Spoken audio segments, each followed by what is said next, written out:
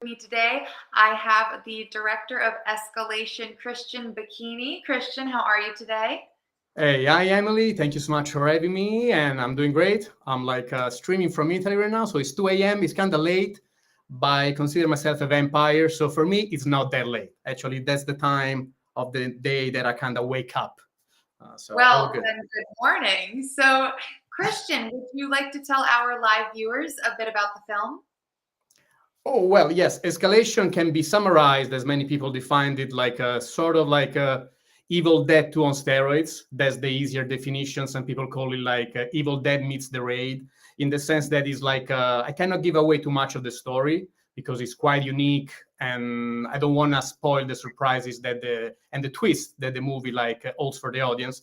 But it's like very gory. There is some dark comedy going on. It's like an escalation into the madness of the main character that is alone at home, watching a horror movie on TV, and some weird stuff start happening to him until there is like some sort of escalation of violence, so to speak. Then it's like a little bit of homage to Bruce Campbell, the Evil Dead 2 movies, and is mixed with a little bit of action flavor because I was working in China for 12 years as a martial art fight choreographer, action director. So that also transpires in the violent scenes. That's why people say it's like Evil Dead meets The Raid. There is no fight scene. It's just this guy fighting against himself, so to speak. So whoever is a gore hound or love violent movies, horror movies, crazy shit, as I used to say. Sorry if I curse. I'm from Italy. I cannot help it. We can bleep it later on. So some crazy shit going down, and I'm sure the audience is gonna love it. I hope. If they don't, they have to love it anyway. You're gonna punch them in the faces. Oh, wow. Yes. So, Blow escalation, bam. No, I'm joking. I'm actually a guy. I'm joking. Just making stupid jokes. you're fine. So, what would you say inspired the writing for Escalation? The Ryan Escalation, that's actually a very fun story. Okay, Escalation was born as a feature film, first of all. It was supposed to be my feature film debut when I was still in China. I was still living in Shanghai. Obviously, with my funding and, in a place where horror is censored, you cannot go on theaters, horror movies, they don't exist in the mainland China. They're not allowed. So I couldn't get it done. I couldn't find funding. So I decided to, before leaving Asia for good, I decided to just leave the past behind and move on to the West. I made it into a short film. And the origin is of the whole story of the feature that then is also incorporated in the short film, which is just 60 minutes, is that a producer pissed me off because I help a lot of people making their own movies. And when it came the time to help me, say, okay, guys, now I helped you many times for free. I, did stunt, got injured for nothing at all. Can you help me doing my stuff? Give me some equipment, suggest some names. And everybody was like, what the fuck do you know? You're just like an action director. You do action. You don't know anything about storytelling or acting. Shut the fuck up. So I went back home very disappointed. And I'm like, okay, I'm going to pretend that the main character of this story that I have to create is the producer. And I'm going to fucking destroy the guy, torture him, making him suffer like living hell. And that was what made Escalation. So it talks about like a bad guy that gets his due for being like a toxic person.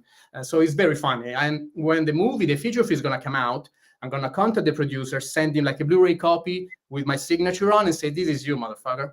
That's you inspiring this movie, and hope that never happens to you. But I won't be sorry if it does.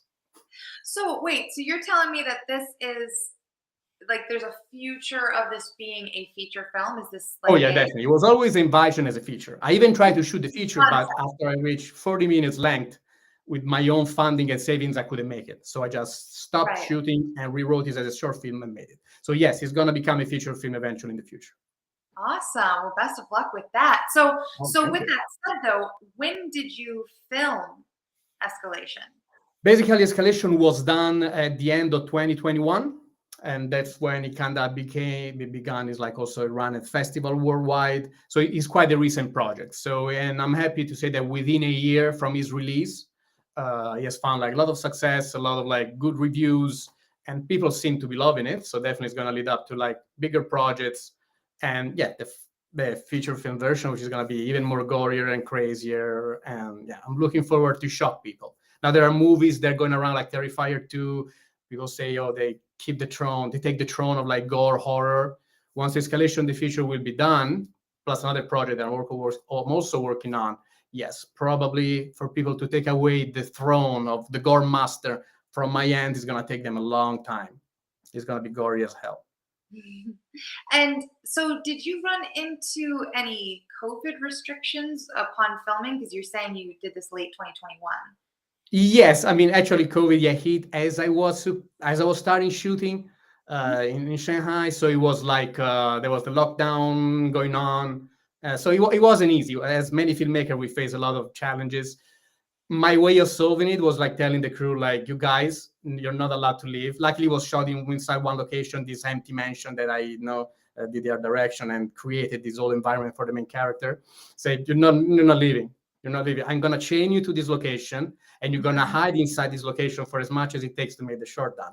Then some people, because it took me a long time to shoot, I'm a perfectionist. It took me like 30 days, a whole month to make the short film. And you're like, this guy's crazy. Why short film has to be looking so good? Doesn't make sense. We want to leave. So I lost the camera operator. I lost the first gaffer. So they were allowed to leave secretly from the back door. Like, don't let people see you because you're supposed to be in lockdown. And then I would call some other friends, please show up at night when it's 3 a.m. Nobody sees you. Sneak in the location and we finish it. So yeah, COVID, it's okay.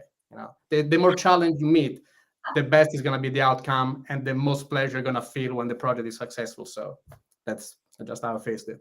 I mean, I would say it's a success so far. You've already been accepted to at least the Garden State Film Festival. I mean, Oh yeah, so for sure. and like with that, what is it that you want your audience to take away from Escalation? As escalation comes from this problem with this producer or people not helping you back and challenges during the shooting. Obviously, it's a very ambitious project. So I think people, when they see the movie, they think a lot of money went behind it. Like, this looks like a big budget feature film also, almost. So, and instead it was hard to shoot. Didn't have much budget, a lot of challenges. I did everything myself on set because, as I said, people kept leaving. Even the makeup artist, the practical effect person, decided not to help me because she said I didn't have enough money, not the right props. So she refused to help me doing the practical effects. I had to finish the movie on my own, making all the gore effects. So I just want, and when I tell this story to people, I just want whoever is watching, filmmakers or any artist, people that want to be writers, painters, any kind of artist. I just want them to take away the message that as long as you believe in the project and you believe in yourself, don't let anything discourage you. Just go for it, try to achieve the best, no compromises.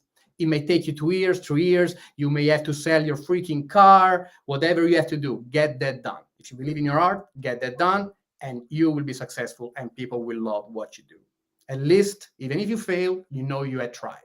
Many people don't even try. So that's the main thing that I want to kind of teach people. Just go for it. Just fucking go for it. Never worry. Go for it. Absolutely. I mean, hey, you can't win the lottery if you don't buy a ticket. You know what I Oh, yes, exactly. You just have to take the step. Some people, I had some friends like this in Italy, especially even when I was living in Asia. Like, oh, yes, we're going to do this, we're going to do this. And they write like 10 different scripts. And then like, oh, I want to make this. And then like, okay, are we doing this? Are we going to do this? Like, my girlfriend, she want me to go on holiday with her for a month. Like, oh, like I don't really want to leave living with my parents and go move to another place where, in Rome, when the movie are made, I just going to stay in my hometown. Like, dude, that shut the fuck up. If you're never going to take the steps toward your art, don't make me lose time listening to your dreams. Some people, they just talk the big game and instead they choose safety or like quiet life. And then they complain like, oh, I didn't make it. Life is so freaking hard. You didn't try. That's all, dude. mean, absolutely. So, with that said, it sounds like you have a decent amount of experience in this industry. Can you tell Mhm. me and our live viewers a bit about your experience in this industry? I would say another thing that I want people to kind of understand, there is this belief when it comes to movie industry everywhere. And that, become a filmmaker, a film director, an actor is hard, is almost impossible. There is this evil team or family, or almost like a mafia family that keeps, the gatekeepers, they call them here in America, I think, that keep everything closed so you're not gonna get in. Everybody has this idea. Even before moving to Asia, everybody was like, why are you going there? You're like a foreigner. They want to do martial art movies. Nobody's going to allow you to do that and kick their asses in their own films. And I'm like, don't worry about this crap. This is just bullshit, made up ideas that don't exist. If you show that you are willing to put in the work, and obviously, if you're honest with yourself, if you recognize you have talent, you have something to offer, because filmmaking is always like offering the audience, offering the producer something they can take away. Producer, they want to make money. The audience want to go back home remembering something from the movie, learning something, or simply having fun. As long as you can offer something and you work hard, you will make it. That's the thing that I can say. Working in Asia wasn't easy. The first time you start doing like fight choreography, people look at you like, we've been training Kung Fu since we were like 7 or 8. Our Kung Fu is the best. We have the best action stars in the world. Who is this foreign dude that want to make movie with us? Obviously, you face this at the beginning. I faced that. But after they see you on set and you're like hard worker, you get hit, you bleed, and you don't care. You just keep going. Yeah, guys, again, respect is like automatically coming towards you.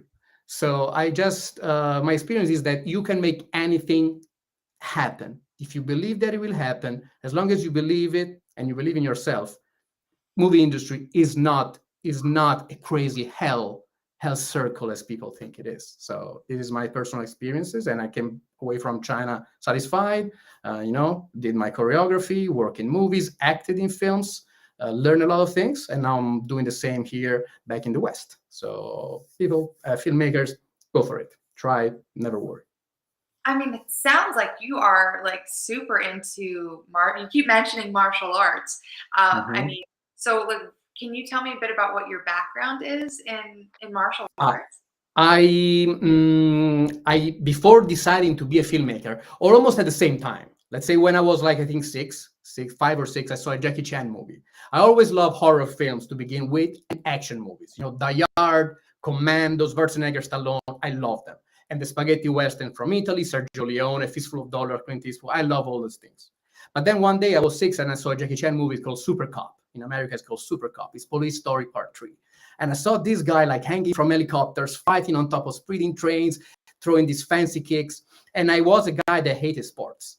I hated swimming, basketball, soccer. They all sucked to me. Like, what's the fun in doing these things? I couldn't understand. My parents tried to make me, train, be healthy. I hated them. I faked like stomach aches just to get off the freaking swimming session, the swimming pool. But then I saw Jackie Chan and I'm like, oh, wow, this stuff is cool. And I decided to start training martial arts. And I started when I was around like 8 years old. And as soon as I got into my first dojo, like, wow, for the first time, I'm good at something and I like it. And then when also came the idea of making movies, I was just a kid. So, kids dream about like big stuff. They want to be astronauts, they want to be spies and stuff.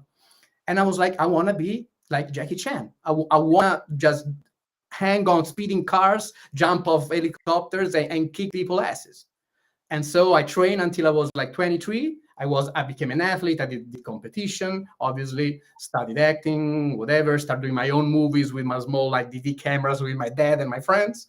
And when I was around like 22, 23, I just left for China, bought a ticket, left for China and tried my luck. I also injured my knee. I broke an ACL.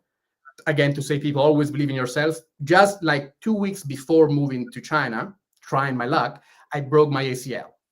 Basically, the ACL makes without that, your knee twists. So it can break very easily. So for athletes, it's like the most devastating injury. And the doctor said, you cannot go. You cannot practice. You cannot throw kicks. I'm like, don't worry. Let me go first. I'm not going to throw away the money for the ticket. I worked 2 years as a martial art instructor just to earn that money, to buy myself the ticket. I'm going. And the first year, I worked hard. After 1 year, I broke my knee on set because I pushed too hard. And then when I gained the respect, and they gave me the nickname Kang, which in Chinese it means like to counter and resist, fight against the odds. And so that was, so from an injury, it actually ended up being quite a lucky thing to happen for me. So that's my. Yeah, it sounds like you've been having some wild, like roller coaster, like exciting, like times these past couple of years. You cannot even imagine. Yes, I got on a movie set. I got stabbed in multiple parts of my body. I got thrown out of a speeding car because I lost my grip on the hood of the car. Yes, some crazy stuff. My parents, they don't know anything about this. The movies, they not always get released in the West because they're Chinese. So sometimes I show them some scene, sometimes I didn't. So they didn't know about all the injuries. But yeah, I have some wild stories to tell. Oh, Christian, as much as I would love to take more time to hear about all these wild stories, we're just about at time. So it has been such a pleasure speaking with you today. I so look forward to meeting you in person. You guys, you can see the film Escalation on Saturday, March 25th at Asbury Lanes from 6 p.m. to 8 p.m. And you can buy tickets at the Garden State Film Festival, gsff.org/tickets. Christian, thank you again so much. Good morning. I hope you have a great rest of the Thank day. you, Emily, for having me. It was a pleasure. Bye. Thank you.